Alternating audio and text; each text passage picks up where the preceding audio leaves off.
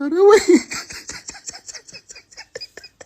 ኧረ ቲክቶክ ኧረ ሞትኩኝ በጌታ ጩጩ ነው እንዴ?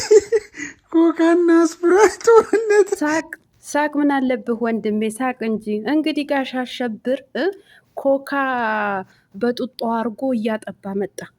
እያጠባት አዲሱ ፍቅረኛው ደግሞ ከምን የሆነው እናቴ ቀለበቱ እያሳየች ከልቡ ተለጥፋ የመጣችው። እኔ እኮ ግረም ድንቅ የሚለኝ ነገር የጋሽ አሸብር ፍቅረኛዎች ገና እንደመጡ የአብርሃም ደረት እንደ ሶፋ የሚመቻቸው ነገር ነው። ቢገርመኝ ምንድን ነው ይሄ ነገር? ደግሞ እኮ ሰሞኑ የሆነ ነገር እያለ ነበር። እናንተ እኛንን የፈጠን ነው ወይስ እሱ ነው? የሆነ ነገር እያለ አልነበረም ወገን? የሆነ ነገር እያለ አልነበረም? እሱ ነገሩ በቃ አላመነበትም ማለት ነው። ለማንኛውም ምን ብሎ ነበር? ቀለም የምትሉኝ እኮ አትጠፉም። ላይክ ሼር እያደረጋችሁ እስከ መጨረሻው ከኔ ጋር ሆኖ በደንብ አድርጌ የምነግራችሁ ይሆናል ማለት ነው። ሰላም ብያለሁ። በያላችሁበት ሰላማችሁ አላህ ያብዛልኝ። እንዴት ናችሁ? ደህና ናችሁ ወይ? ያው የወሬ ጥማት ስላለብኝ ተመልሼ መጥቻለሁ ወገን፣ ተመልሼ መጥቻለሁ። ታዲያ ተመልሼ ስመጣላችሁ እንደዚህ ጋሽ አሸብርና አዲሱ ፍቅረኛውን በፔፕሲና በሚሪንዳ ጡጦ ችርስ እያሉ መጥተዋል ማለት ነው። እሷ እሱን እያጠባች እሱ ደግሞ እሷን እያጠባ ማለት ነው። ወገን ምን እየተካሄደ ነው? ምን እየሆነ ነው ያለው ማለት ነው? ለማንኛውም እንግዲህ ሰሞኑ የሆነ ነገር እያለ ነበረ። እንትና ማናት እትዬ ትንቧለል ቡዜና እንዶ ጋሽ ዴቭ በቃ ከሁለታቸው ምረጥ፣ ምን እየሆንክ ነው ያለኸው ሲለው፣ አይ እኔ ማንንም መምረጥ አልችልም፣ እኔ ገና ለትዳር አልደረስኩም፣ እኔ ገና ልጅ ነኝ እያለ ነበረ ማለት ነው። ልጅ ነኝ እያለ ነበረ። ለነገሩ ልጅነቱ እኮ በጡጦም ያስታውቃል እኮ። ጡጦ እየጠባ ሲመጣ ምን ይመስላችኋል? ግን ታዲያ ለትዳር አልደረስኩም ብሎን እንዶ ልጅ ነኝ እኔ ገና ነኝ ብሎ እንዴት ነው ታዲያ ውሽማክ በደረቱ ላይ ለጥፎ የመጣው ወገን?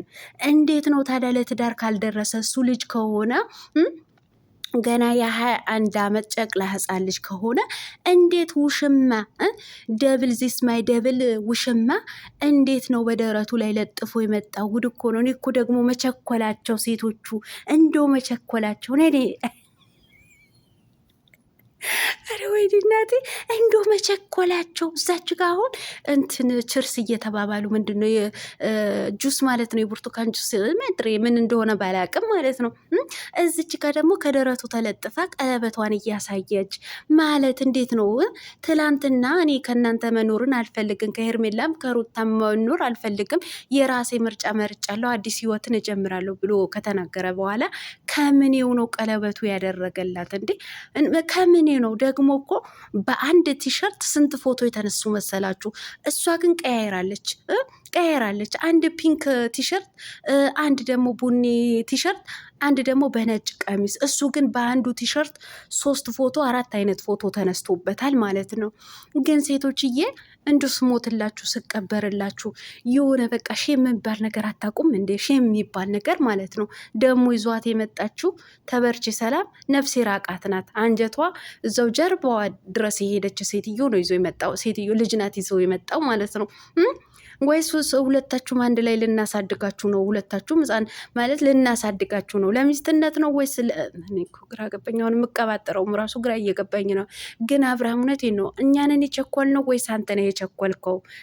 እንዶ በተናገርክበት 1 ወር እንኳ ሳይሞላ አሁን 1 ዓመት ቢሞላ እንኳ አይ በቃ አሁን ጋሽ አሸብር ልጅነቱ ጨርሰዋል፣ ከ21 ወደ 22 ዓመቱ ተሸጋግሯል፣ አሁንማ ለትዳር ደረሰ ብለን እንኳ እንዶ ሳንናገር በ1 ወር 21 ዓመት ከ1 ወር ሆኖ ብቻ በቃ ወደ ትዳር ገባ ማለት ለትዳር ደረስክ ማለት ነው። ልጅነት ጨረስክ ማለት ነው።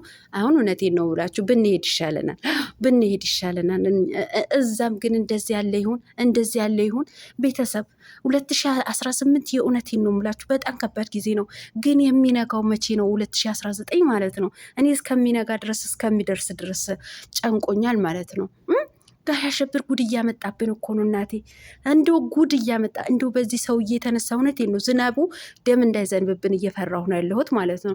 ግን አንድ ግራ የገባኝ ነገር አለ። ቀለምዬ አንቺ ሁሌን ግራ ይገባሻል እንዳትሉኝ፣ ትላንትና የተቀረጸው ማለት የተለቀቀው ቪዲዮ እኮ ፀጉሩ ሹሩባ አልተሰራም፣ የቆየ ቪዲዮ ነው።